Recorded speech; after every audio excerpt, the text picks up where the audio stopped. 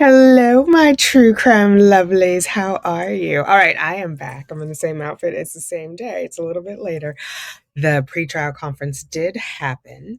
I could not find a network or a feed, so I'm going to show you pieces of Mentor Lawyer's video. I have clipped it and added subtitles, and we're going to do some commentary so I can transform it under fair use. But first, let me introduce myself. If you're new here, I am Tanika. Thanks for clicking on Tanika's 2 cents. If you're not new, welcome back. I wanted to say, like Paul, my name is still Tanika.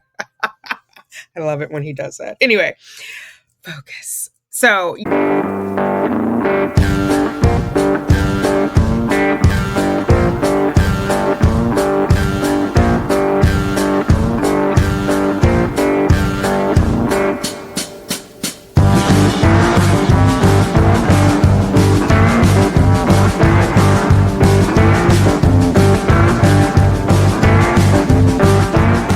I am, just here to give my 2 cents on current crimes around the world. Note from me, don't do crimes. All right, let's get into it. We'll take a look over at, like I said, I edited this video from Mentor Lawyer, but he is the original source, or that channel is the original source. And so I want to make sure I credit them. Okay, I'm going to mute myself. Oh, and I will say Judge Everett is in rare form. I love me some, is it Stephen Everett? Yeah. We do have some issues with regard to discovery in a prior case management. Your Honor had indicated that based on the conflict that existed in prior counsel, you would understand if we were going to redepose some of the witnesses that had previously been deposed by prior counsel. There are three. Hold on. I believe I said if you needed to raise the issue, you certainly could, but we'd like to raise the issue. So Judge Everett nipped that right in the bud. Whatever it is, he said if need be, something will happen, and it sounds like they interpret it as in fact this thing will happen. So okay, let's get back over here. Do not accept that as a blank permission. We didn't, Judge. Okay. There are three. Hold on. I believe I said if you needed to raise the issue, you certainly could, but do not accept that as a blank permission. We didn't, Judge. Okay. Go ahead. So we've been working to schedule depositions with the state, and for this morning, for the first time, we learned that they do object to us redeposing 3 of the state's witnesses. One would be Chris Corbett, the second would be Special Agent Patrick Sanford, and the third, Robert Adelson. Mr. Adelson is the son of Mrs. Adelson, of course. His deposition would not be lengthy, but we do need to redepose him. The depth of the conflict between Rashbaum representing Charlie Adelson and Donna Adelson is probably much deeper than the court understands, and to the extent you'd like to know further why we would like to depose these witnesses and that a particular conflict, we'd like to be heard ex parte and in camera with Ms. Adelson present to provide some information to the court as well on some attorney-client privileged information. All right. This is going to need to be memorialized to the extent that you can in a motion. As far as any hearing that would occur in camera, I will make a decision on that. But first, I actually need to read the basis of what you're seeking and why. Thank you, Judge. With respect to Corbett, Your Honor, we haven't even received Sergeant Corbett's completed revised presentation. That is what the defense intends to take his deposition concerning. We've been told that we will have that presentation by this discovery cutoff, and so we're actually going to have to file a motion to extend the discovery cutoff for purposes of taking his deposition. That was tentatively scheduled. So now he's asking for an extension of time. Oh yeah, an extension of time, right? And so this is just a regular pre-trial conference, just like going through, are we on track to hit trial at the date that everybody has agreed to? Are we pacing? We do this a lot in corporate America. You always got to check out pacing. Where are we on spend? What are open items, resources, etc.? And so, yeah, that is what is going on here. So he's asking for discovery. He's basically throwing the state under the bus because he's saying their witness is not going to have some presentation, but Mrs. Dugan will come in and clarify. Tentatively scheduled for May 14th, being that that would give us approximately 2 weeks to review the revised presentation. That's the reason for Mr. Corbett's. That's not a conflict issue, but we can certainly memorialize that in a written motion if that's what you're on. Just going back and looking at the dates and the different cutoffs. 4:30 is the discovery cutoff by order right now. Ms. Dugan, as to providing Sergeant Corbett's presentation, why is this going to be so lengthy?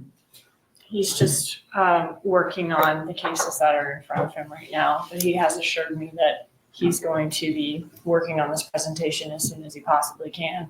I don't know of any new information in the presentation than what's already been given to him. It's more of formatting and making it look better as opposed to anything substantive. And my memory, if it serves me correctly, is that prior defense counsel's deposition of him was done after the same, as far as them getting the copy of what we were going to use, as far as everything substantive we were possibly going to use is in there. But, you know, the final result might look better at trial and be formatted in a different way. But substantively, it was all there. We certainly, and we want to be reasonable. We do object to, as far as all of these witnesses, they sent us about 24 hours they need to depose several witnesses. We worked with. Oh, wait, look at Tim Jansen back there. Should we start a rumor? I don't know why he's back there. Some people are like, oh, he's always in the court. But that is the defense table, is it not? Y'all correct me. I'm not trying to be messy. Well, maybe a little bit. Them to get times that we are available, and we'll continue to do that. Some of the witnesses have never been deposed before. We obviously have no objection to that. Some of the witnesses have been deposed by prior counsel of other co-defendants. Looking at the rule 3.220, it says any cases, including ones with multiple co-defendants or even consolidated cases, no one should be deposed more than one time unless good cause is shown. If it's something that pertains to their client that's, new, we don't have any objection to that. But as far as just setting these people for hours and asking them a lot of the same information that's already been said in prior depots, we would object to ask and answer and not want those people to have to be deposed again. And then as far as the folks that they named, I think it was Agent Sanford and Corbett and Rob Adelson, that Donna Adelson not want those people to have to be deposed again. And I think that's fair because usually depositions are recorded, right? Video and audio, and you can get transcripts. Remember, some of these folks were deposed back in 2016, shortly after the arrest. They had to have something to get those arrests. So maybe before that, like the neighbor that helped Danny when he heard who saw Danny's car kind of pulled in half in the driveway and went over there. And he's an older gentleman too. So I hope they've over-documented his testimony at this point. But so, I think what she's saying is fair. Like, they don't get to sit down and go over hours and hours and hours. Some of these people have testified 4 times now, like June. So Miss Dugan jumped right in there and was like, hold on. Wait a minute, let me put some boom in it, right? She's not saying that the presentation is going to take until whatever it is, 2 weeks before, or I think he said May 15th. She's not saying it's going to take that long. The refining of the report, like visual, making it easy to read, etc. But the substance is going to be there in the report that he gets prior to that. So she's just clarifying. He's asking for more time. Let's see what Judge Everett says after Sarah finishes. And then as far as the folks that they named, I think it was Agent Sanford and Corbett and Rob Adelson, that Donna Adelson's former counsel has to depose, as the court said. We would ask to have that be shown, fine with that being ex parte and in camera, but we would ask to have that done, be able to weigh in on that from our side as well in the same situation and object to them being deposed again. If there is some new new 30th, information in Corbett's presentation as of April we would ask 30th that they didn't know about before us, we would absolutely be fine with being deposed on that information, but just not having to go back through what's already been said, hours and hours of depots of prior testimony. What I'm not fine with is moving this trial date that does not need to take place. April 30th is the discovery cutoff. We're going to leave that in place for now. Everyone has to work accordingly. Everyone has a deadline. If it has to be extended, it will. But there's still 2.5 months to that point. So judge is saying, yeah, it's too soon to call it. Right now, April 30th is the date. And also, Mrs. Dugan, we've got a good Sarah this time. Sarah Dugan pointed out that they're not expecting, like she said before, that there will be any substantial changes. However, if when he receives it on the 30th, there is something in there, he being the whole defense team, if there's something in there that they weren't expecting or that's net new, they will then allow, they have no problem with I can't think of his name now. Something with the C, with him being deposed, which he's got some reports. So I'm wondering, is this the guy that did like the triangulation with her cell phone? Because what other reports do we have in there? You guys let me know. It's been a while. I might not be remembering. I'm not remembering fully. Right? Yes, sir. We'll drop the motion, Judge. Yes, sir. And, certainly by way of a brief response, and I will be brief, the rule cited by the state contemplates that the co-defendants are all being tried at the same time or have all been arrested. It defies logic to believe that These trials have been spaced out. They are not co-defendants that are linked by one information. Thank you very much, Your Honor. He shut it down. And Mr. Sir moved right along. So he was saying what Sarah Dugan was using to rely on what case she cited does not apply. He said, what did he say? It defies reason because they were not all arrested together, gathered together. And the judge was like, they've been going back to back, spaced apart. Keep it moving. Next. Lastly, this morning, I provided a proposed order to court from the August 30th and September 6th motions in limine. I prepared those based on the transcripts that I had prepared of those hearings. So he submitted some motions in limine, so he's going over that. That is also, I believe, going to be in the hearing on February 26th, which is also where we will hear the request for bond, which we went over in a video just before this. If you weren't in there, I'll leave the link for you to check it out. But yeah, so he's shuffling. I provided them to the state twice over the last month and had not gotten a final answer. Does Your Honor want me to submit the transcripts from those hearings?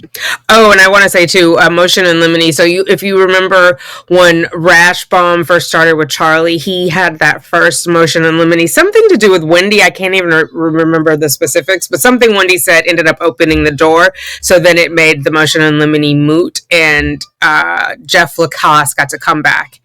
And what do you call it? Like for impeachment purposes, he got to come back. And so he contradicted her, or she contradicted him, whatever. So it's something that you file ahead of time before trial starts to set up a certain specific set of facts that need to happen, a fact pattern, before evidence comes in or before.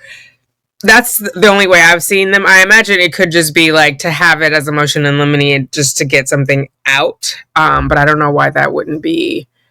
I guess so you're not doing it contemporaneously. You're doing it in advance. You can do so. I'll review them. Ms. Dugan, as the proposed order, is the state objecting to it, or you have an opportunity to review it? Well, I have to speak with Ms. Kaplan about that. We reviewed it. We don't have any objection. Very well. I'll still review the transcripts to ensure it is accurate, but trust but verify. Go ahead. Yes, sir. There are some additional. Especially with this group, trust but verify. That's what we should have been doing with Rashbaum, and we wouldn't be here almost 6 months later trying to figure out when the trial can happen. Additional motions to suppress and a handful of motions to eliminate. I'm hoping to get the motions to suppress filed in the next week to 10 days so that those can be heard properly. The motions in limine, we're certainly going to try to get those filed early to mid-April so we can get those heard as well. I just wanted to let the court know that the motion to suppress that we filed last week is not the one that's coming. I believe the date that we're going to have for the pretrial motions that was going to take place on Friday, May 16th. Obviously, more that can be heard prior to then will lessen the burden on that day. Anything that's still outstanding, that's the day it's going to be heard before we move into trial posture. Yes, sir. Certainly with the scope and breadth of the motions that we are working on, we'll try and get those on your calendar much sooner. Lastly, I wanted to update the court on the expert that has been retained. I spoke with them for the motion for change of venue. I spoke with them yesterday, Mr. Fulford and I did, and they are intending to provide us with the end product by the end of the first week of March. And as soon as we have that, we'll be providing that to the state and get that set. Provide that to the court as well and get it set for you. Leave this to your judgment, but do any of these matters need to be filed under seal to alleviate essentially the issue you're complaining of for the motion? Yes, Your Honor. Very well. Ms. Dugan, does the state have anything to raise? So if the judge had not have asked, should it be filed under seal, was he not going to say anything? Good. Yes, sir. Coming through the deadlines, as we've spoken about before, the discovery deadline will be April 30th. We'll also have one last case management on March 25th at 2:30. As needed from there, we'll have different hearings on motions and we'll continue to move to June 3rd. Thank you, Judge. Thank you, Your Honor. We are in recess. Thank you, sir. Oh my goodness. So that was her pre-trial conference, and I feel like we got a lot accomplished and more to come. The next video I do, I'll probably be in the same outfit. We'll see how Sugar Bear's handling it. Will be the motion to suppress that was filed along with the motion for bond, or the bond plea. It was entered yesterday on the 10th, but it was filed on the 7th. But anyway, so I'll go over that. But as you heard, there's another motion to suppress that sounds super complicated that's coming in. The one we're going to talk about is the phone call where Donna outed herself on going to a non-extradition country, and that her lawyer, Dan, told her to go for it, apparently. Can I have a hug? No.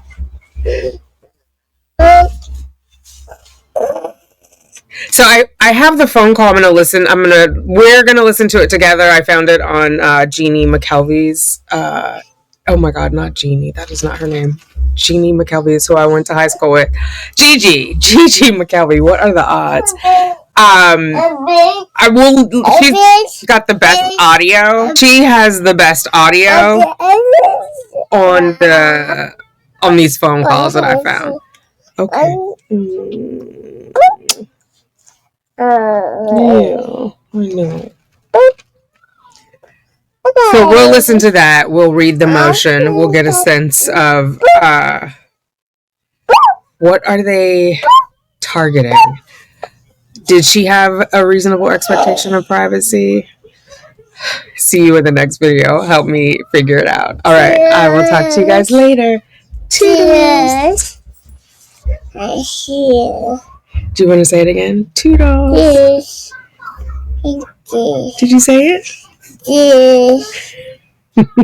Yes. Bye.